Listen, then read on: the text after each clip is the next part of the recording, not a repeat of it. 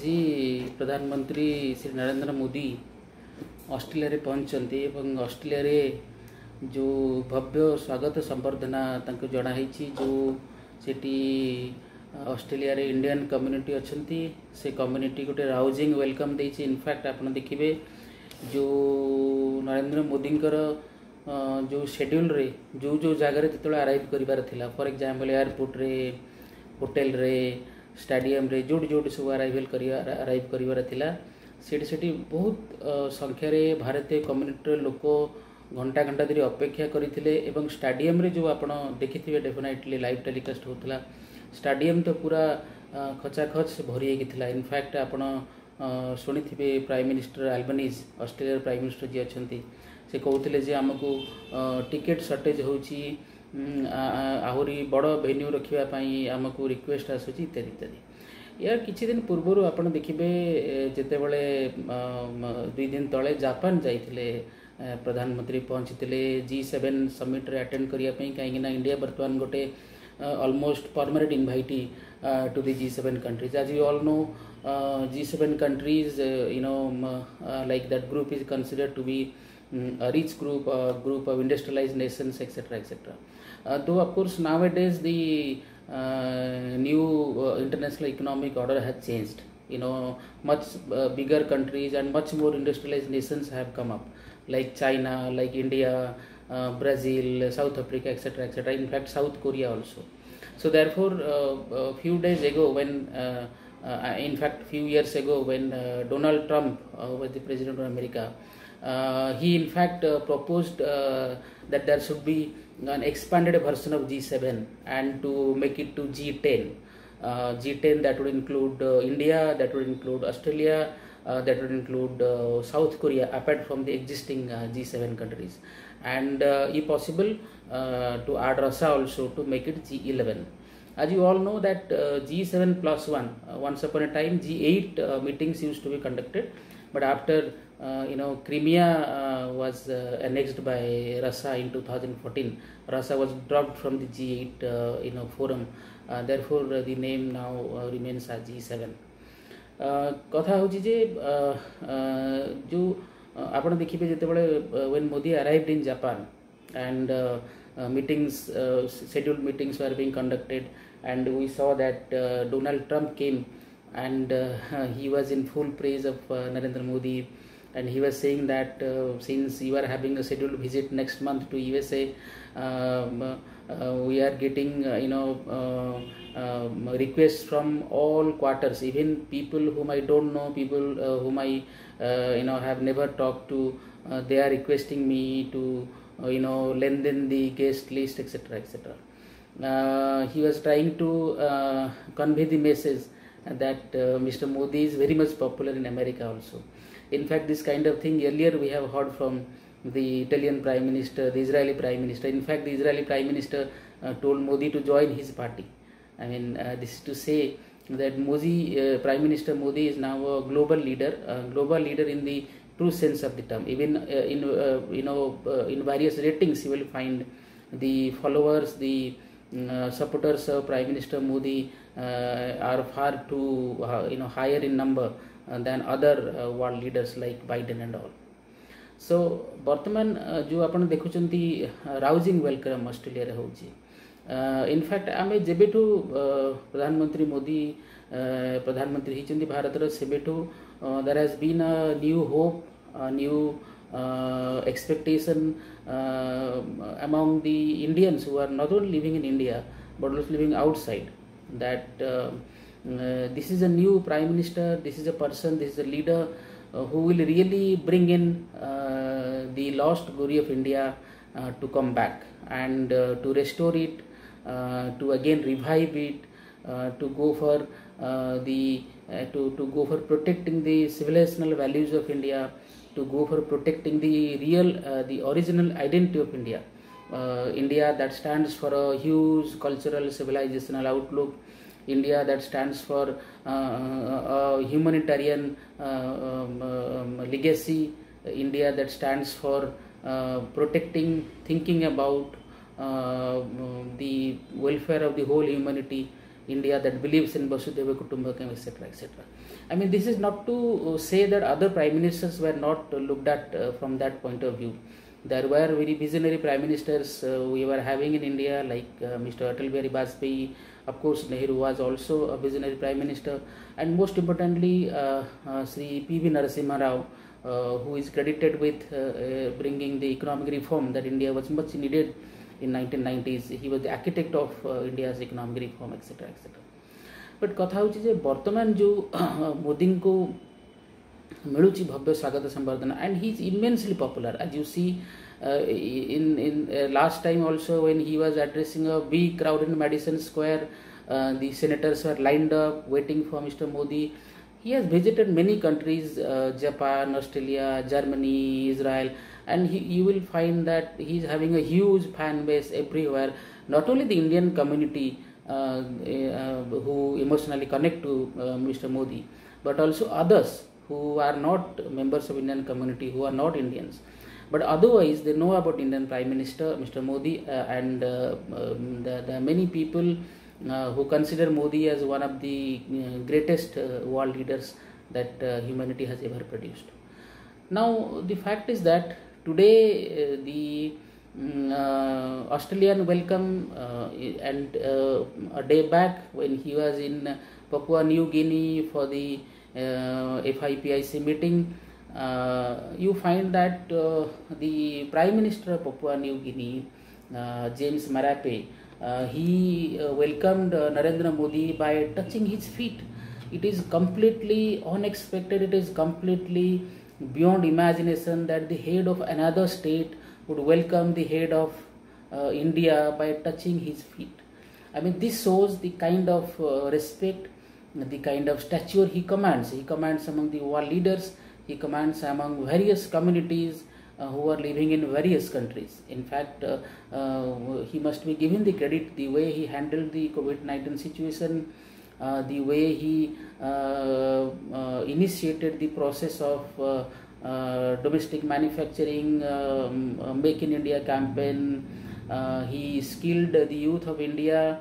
He is going for economic revival, where we have got to achieve the 5th largest economic status in the nominal GDP terms, and we know that the size of the actual size of the GDP is in fact far larger.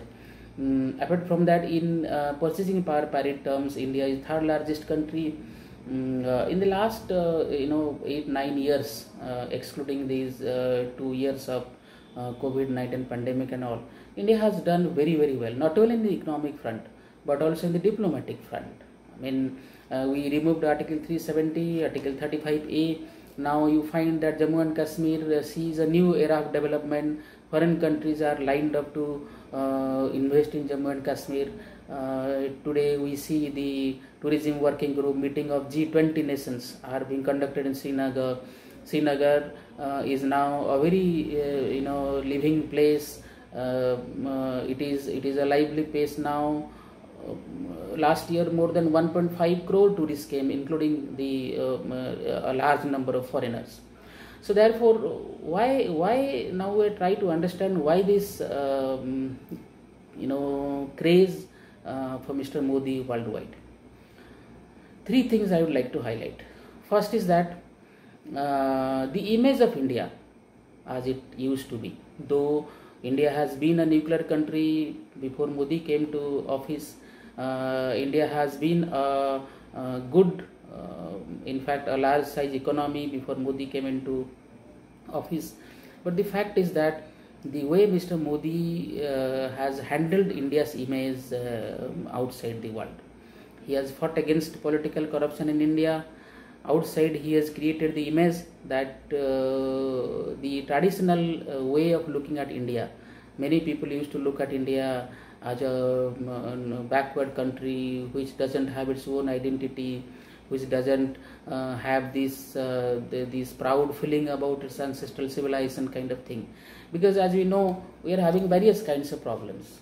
One is the colonial legacy that we have to face over a period of time, because we have been colonized for long years. So there was an identity crisis. Secondly, in terms of language also, as we all know, that we have adopted English as yet another language in India. Many people love to speak in India, those who know English, those who are able to speak English. In fact, a large number of Indian population after the commencement of social media and all, they are very comfortable in English. People who are living in south, people who are living in north, they are all comfortable, particularly northeast region also, they are very comfortable in English. So language is another issue where India's identity sometimes gets confused, that what is the language of India, because we are a multilingual country, many people are here multilingual. But apart from that, we all know that somewhere in the Indian mind it has been well embedded that if you are speaking English, then probably you are considered to be little more intelligent, little more smart, little more progressive, little more modern kind of thing, which is actually not the case. English is just a language like any other language, and India is having hundreds of languages. Indian Constitution in the 8th schedule is having more than 22 languages. So, but the very fact is that when Mr. Modi went out, he deliberately spoke in Hindi. Today also you might have heard Mr. Modi addressing the crowd in Hindi. That is what was needed. That is what is the identity that India wanted to showcase. That India stands for its language, India stands for its culture, India stands for its civilizational value, etc., etc. Similarly, if you look at the diplomatic front, you will find that once upon a time we were having a non-alignment policy where, as we know, in the Cold War times, the world was divided into two blocks. One is the capitalist bloc, the other is the communist bloc, and at that time Nehru devised this policy of non-alignment as to not aligning with any of the blocks kind of thing. But somehow the capitalist bloc saw us tilting more towards the communist bloc, and therefore they continued the kind of hatred would be a very tough word, but at least they continued some kind of grudge against India for being so close to the Soviet bloc. But now you will find that from 2014 onwards, we have tried to develop a strategic autonomy, a foreign policy that stands for the interest of India no matter what is the pressure.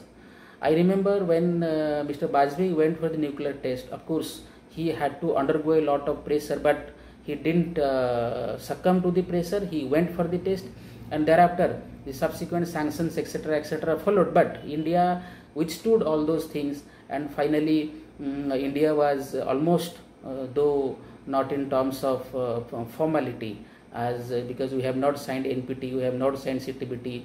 Under UNSC code, we are not a permanent member of UNSC, so we are not a nuclear power in a technical sense. But non-officially, if we look at it, India is a much recognized nuclear power, and that credit goes to, of course, Mr. Bajpayee, the way he handled the entire scenario post Pokhran test. But if you look at today's time, that means 2014 onwards, you will find that on almost every issue, India has tried to withstand all the pressure that are put over India with regard to many issues. Very recently we saw the Ukraine-Russia crisis, the war which is still going on. But the fact that Russia was sanctioned, we were told not to buy Russian oil from India should not buy Russian oil, etc., but we stood that pressure. We decided that this is simply an economic activity.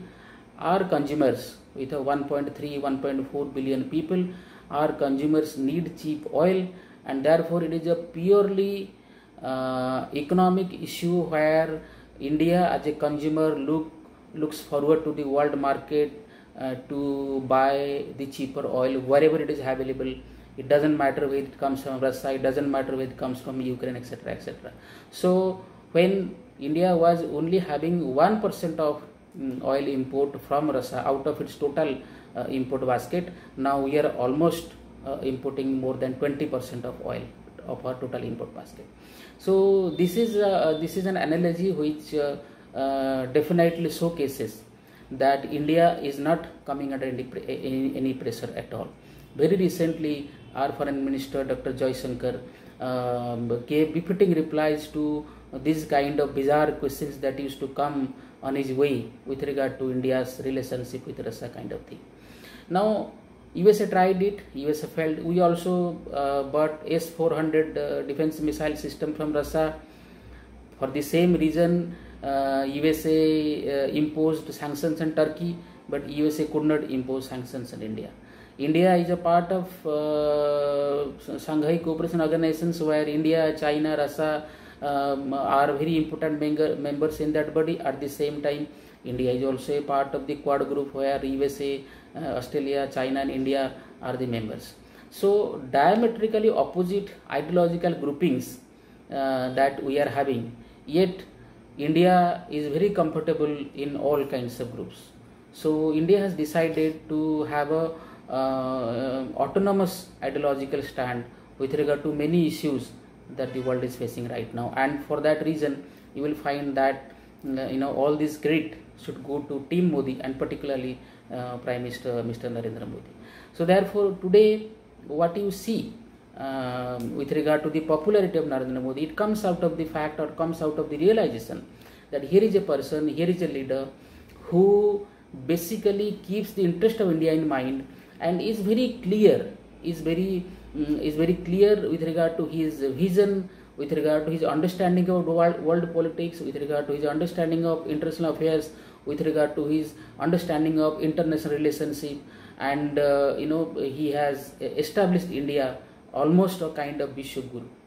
So the hope that Indians are having, who are living in India, that 1.3, 1.4 billion people who are living in India, they have a hope vis-a-vis Modi. They have a hope, they have an expectation, they have some dream with regard to Mr. Modi. Similarly, people who are living outside the country, they realize, in fact, some of definitely they are much better educated, their income capacity is much higher. Therefore, I presume that they are having a much better understanding of international relation and India's position in it. So therefore, they probably better understand that here is a leader who probably is the fittest person to be in the office of Prime Minister, who takes the right kind of decisions, who takes the risk also at times on diplomatic front, on economic front kind of thing. We have seen demonetization, we have seen other important political decisions he has taken, like banning triple talaq, etc., etc. Now there is a discussion of introducing uniform civil code, etc., etc. So now he is having a tough image, he is having a credibility that stands apart.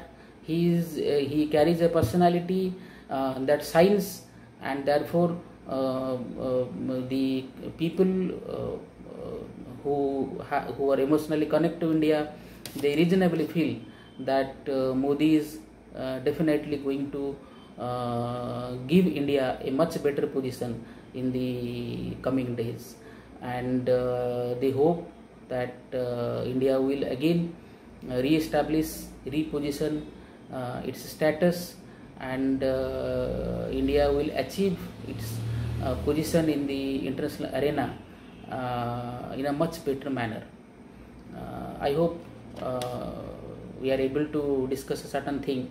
I mean, actually I started with Odia, but then as we know, things come out in English. I am more comfortable in teaching in English. So, but I assure you that over a period of time I will definitely make some of the videos in Oriya. So I request you, all of you, to subscribe to this channel, and definitely press the bell icon so that you will get the notification as and when we upload new videos. Thank you so much.